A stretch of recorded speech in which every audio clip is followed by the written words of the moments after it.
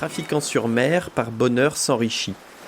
Il triompha des vents pendant plus d'un voyage. Gouffre, banc, ni rocher n'exigea de péage d'aucun de ses ballots. Le sort l'en affranchit. Vous venez d'écouter les premiers vers de L'ingratitude et l'injustice des hommes envers la fortune, de Jean de La Fontaine. Bienvenue dans La Voie des Lettres, épisode 40.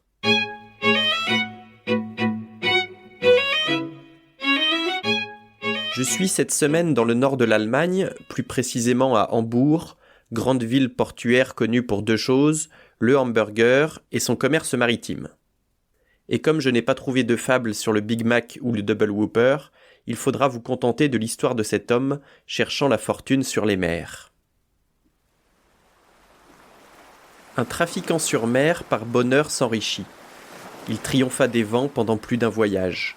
Gouffre, banc ni rocher n'exigea de péage d'aucun de ses ballots. Le sort l'en affranchit. Sur tous ses compagnons, Atropos et Neptune recueillirent leurs droits, tandis que la fortune prenait soin d'amener son marchand à bon port. Facteur, associé, chacun lui fut fidèle. Il vendit son tabac, son sucre, sa cannelle, ce qu'il voulut, sa porcelaine encore. Le luxe et la folie enflèrent son trésor. Bref, il plut dans son escarcelle. On ne parlait chez lui que par double ducat, et mon homme d'avoir chiens, chevaux et carrosses. Ses jours de jeûne étaient des noces. Un sien ami, voyant ces somptueux repas, lui dit « Et d'où vient donc un si bon ordinaire ? Et d'où me viendrait-il que de mon savoir-faire ? Je n'en dois rien qu'à moi, qu'à mes soins, qu'au talent de risquer à propos et bien placer l'argent. » Le profit lui semblant une fort douce chose, il risqua de nouveau le gain qu'il avait fait. Mais rien, pour cette fois, ne lui vint à souhait. Son imprudence en fut la cause. Un vaisseau mal frété périt au premier vent. Un autre, mal pourvu des armes nécessaires, fut enlevé par les corsaires. Un troisième, au port arrivant, rien n'eut cours ni débit. Le luxe et la folie n'étaient plus tels qu'auparavant. Enfin, ses facteurs le trompant, et lui-même ayant fait grand fracas, cher lit, mit beaucoup en plaisir, en bâtiment beaucoup, il devint pauvre tout d'un coup. Son ami, le voyant en mauvais équipage, lui dit « D'où vient cela ?»« De la fortune, hélas. »« Consolez-vous, dit l'autre, et s'il ne lui plaît pas que vous soyez heureux, tout au moins soyez sage.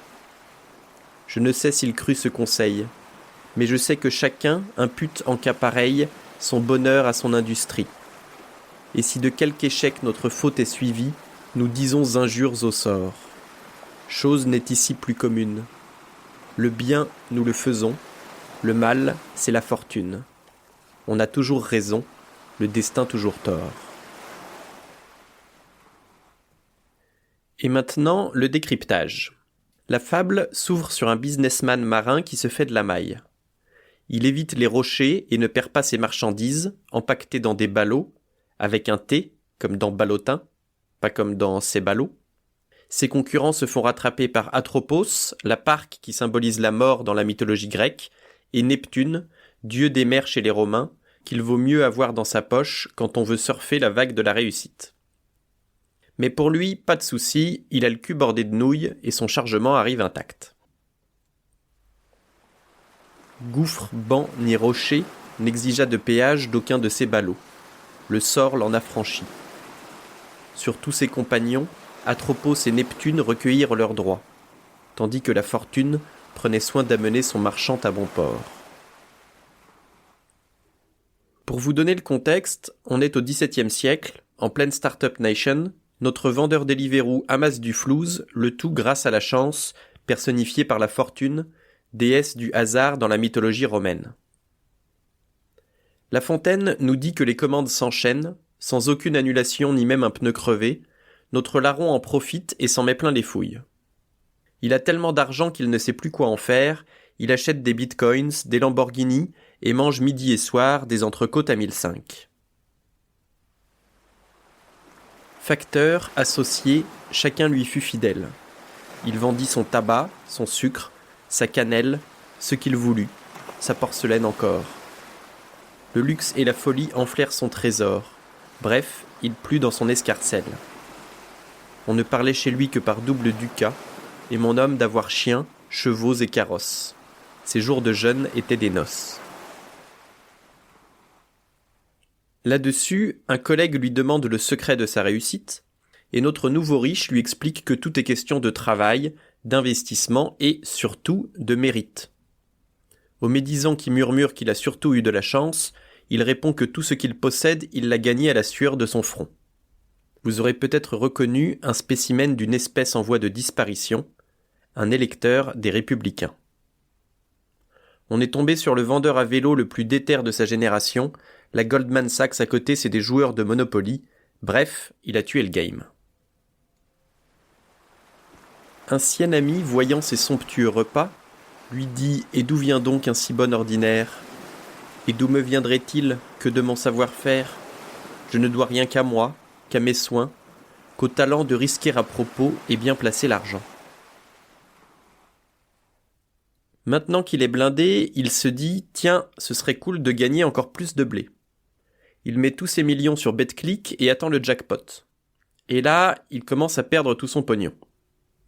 C'est vrai qu'elle était tentante, la cote à 8 contre 1 Clermont PSG, mais quand il y a Messi, Neymar et Mbappé en face, tout miser sur la Ligo n'est manifestement pas une stratégie payante. Le profit lui semblant une fort douce chose, il risqua de nouveau le gain qu'il avait fait. Mais rien pour cette fois ne lui vint à souhait. Son imprudence en fut la cause. Un vaisseau mal frété périt au premier vent. Un autre, mal pourvu des armes nécessaires, fut enlevé par les corsaires. Un troisième, au port arrivant, rien n'eut cours ni débit. Le luxe et la folie n'étaient plus tels qu'auparavant. Enfin ses facteurs le trompant, et lui-même ayant fait grand fracas, cher lit, mis beaucoup en plaisir, en bâtiment beaucoup, il devint pauvre tout d'un coup. Alors non seulement il n'y a plus d'argent qui rentre, parce que tout est parti à la française des jeux, mais en plus il n'a pas d'économie, trop occupé qu'il était à bambocher avec la jet-set d'Ibiza et à collectionner des yachts.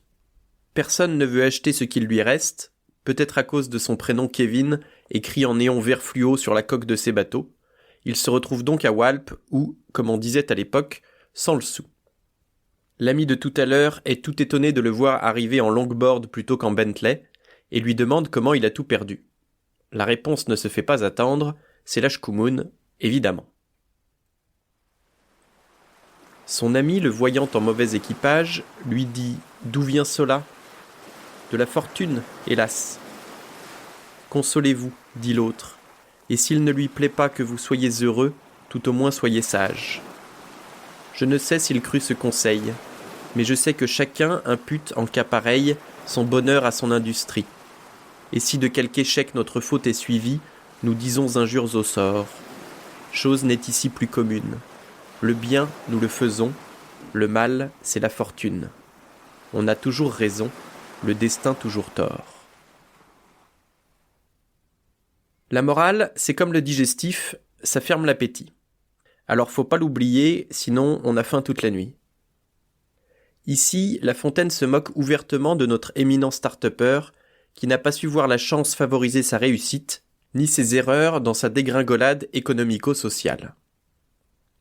Son ami lui souhaite donc, à défaut d'être riche, d'être au moins sage en tirant une leçon de ses péripéties. Et si, comme moi, vous ne faites jamais 2 fois la même erreur, mais plutôt 5 ou 6 fois histoire d'être sûr, relire cette fable une dernière fois ne peut pas nous faire de mal. Un trafiquant sur mer par bonheur s'enrichit. Il triompha des vents pendant plus d'un voyage. Gouffre, banc ni rocher n'exigea de péage d'aucun de ses ballots. Le sort l'en affranchit. Sur tous ses compagnons, Atropos et Neptune recueillirent leurs droits, tandis que la fortune prenait soin d'amener son marchand à bon port. Facteur, associé, chacun lui fut fidèle. Il vendit son tabac, son sucre, sa cannelle, ce qu'il voulut, sa porcelaine encore. Le luxe et la folie enflèrent son trésor. Bref, il plut dans son escarcelle. On ne parlait chez lui que par double ducat, et mon homme d'avoir chiens, chevaux et carrosses. Ses jours de jeûne étaient des noces. Un sien ami, voyant ces somptueux repas, lui dit « Et d'où vient donc un si bon ordinaire ? Et d'où me viendrait-il que de mon savoir-faire ? Je n'en dois rien qu'à moi, qu'à mes soins, qu'au talent de risquer à propos et bien placer l'argent. » Le profit lui semblant une fort douce chose, il risqua de nouveau le gain qu'il avait fait. Mais rien, pour cette fois, ne lui vint à souhait. Son imprudence en fut la cause. Un vaisseau mal frété périt au premier vent. Un autre, mal pourvu des armes nécessaires, fut enlevé par les corsaires. Un troisième, au port arrivant, rien n'eut cours ni débit. Le luxe et la folie n'étaient plus tels qu'auparavant. Enfin, ses facteurs le trompant, et lui-même ayant fait grand fracas, cher lit, mit beaucoup en plaisir, en bâtiment beaucoup, il devint pauvre tout d'un coup. Son ami, le voyant en mauvais équipage, lui dit « D'où vient cela ?»« De la fortune, hélas. »« Consolez-vous, dit l'autre, et s'il ne lui plaît pas que vous soyez heureux, tout au moins soyez sage. » Je ne sais s'il crut ce conseil, mais je sais que chacun impute en cas pareil son bonheur à son industrie. Et si de quelque échec notre faute est suivie, nous disons injures au sort. Chose n'est ici plus commune. Le bien, nous le faisons, le mal, c'est la fortune. On a toujours raison, le destin toujours tort.